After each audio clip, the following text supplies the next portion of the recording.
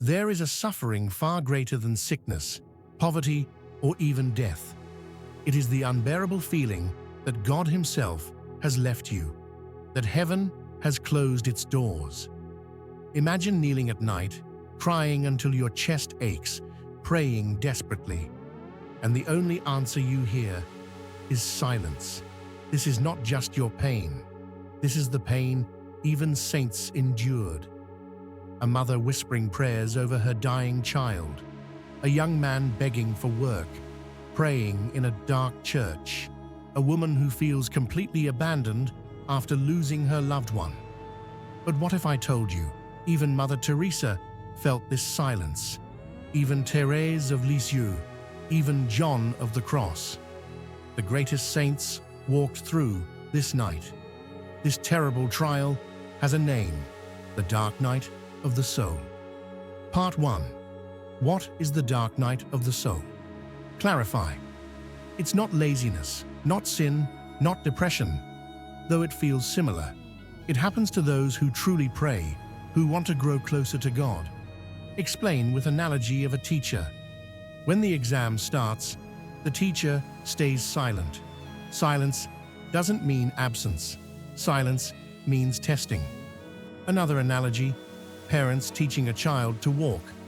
First they hold the child, but one day they let go so the child can walk alone. The child cries, feels abandoned, but in reality, the parents are helping them grow. God does the same with souls. He removes the sweet feelings of His presence, so we can love Him for who He is, not for His gifts. Reflection. Do I love God only when He blesses me, or will I still love Him when He is silent? Part 2. Saints who lived through the dark night. Mother Teresa, reveal her hidden letters. There is such terrible darkness within me, as if everything is dead. For almost 50 years, she lived with no feeling of God's presence, yet she smiled, served, and loved. Story. In the slums of Calcutta, she carried a dying man from the street. People saw a saint, but inside, she felt abandoned by God. Reflection. Holiness is not about feeling close to God. It is about loving Him, even when He feels absent. Saint Thérèse of Lisieux on her deathbed at 24. If you only knew what darkness I am plunged into. She doubted heaven itself, yet she chose trust. I choose everything for Jesus. Reflection. Would I still trust God if I felt heaven might not even exist? St. John of the Cross, imprisoned by his own brothers, beaten, left in darkness. In that dungeon, he wrote the poem, Dark Night of the Soul. His teaching, faith is like walking blindfolded, holding God's hand without seeing Him. If the holiest saints walked this night, then your suffering does not mean you are abandoned. It means you are walking the same path. Part 3. Why does God allow this? God uses the dark night to purify us. Analogy, gold put into fire until impurities burn away. The fire hurts, but it transforms the gold into something pure and shining. Same with the soul. The fire of silence burns away pride, selfishness, and attachment. Reflection question.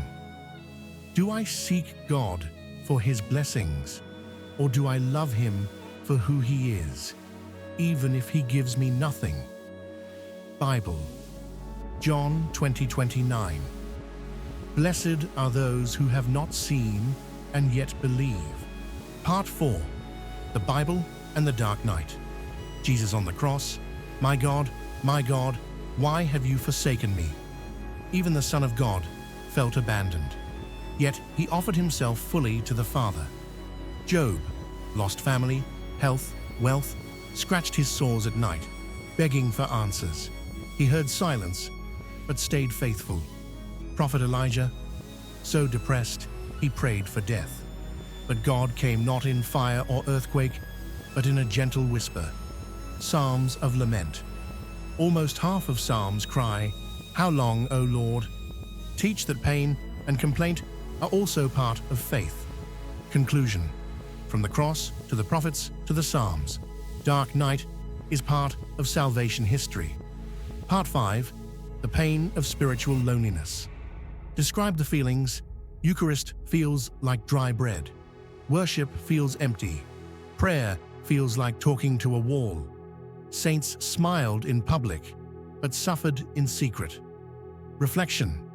Have you ever smiled in front of others, but inside your soul was screaming in silence? That is exactly where God begins his hidden work.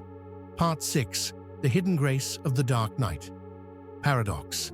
God feels far, but he is closest. Like a seed buried underground.